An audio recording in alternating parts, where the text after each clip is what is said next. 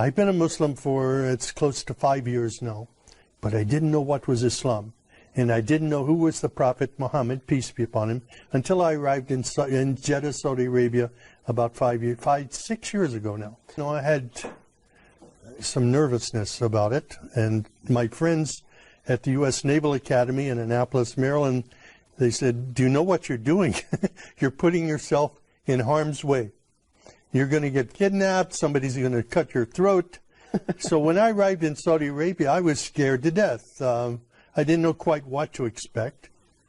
But when I left the United States, I said, God, my mind is open.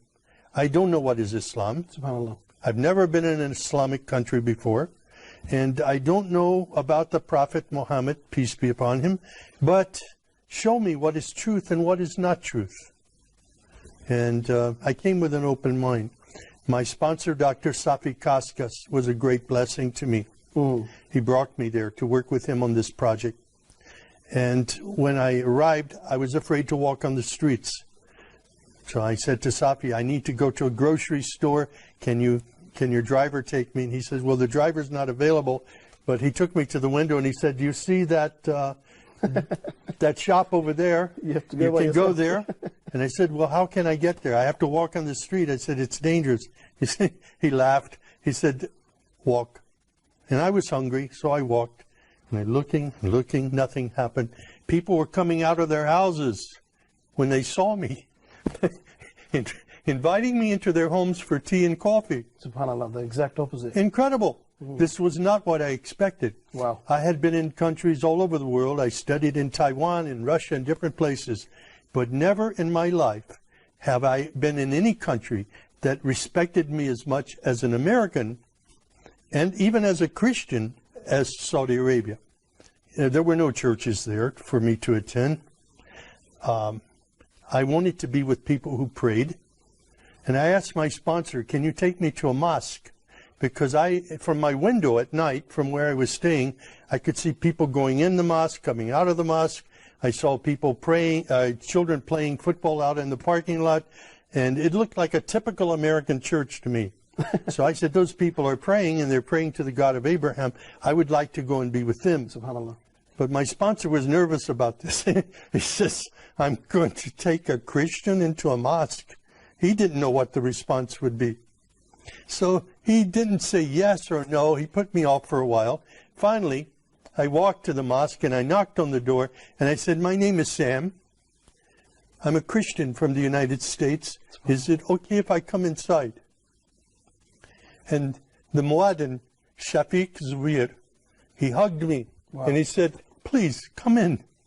And I sat there for 3 days in the back of the mosque, looking and observing and watching people pray. And then I asked Shafiq, can you teach me to pray like a Muslim?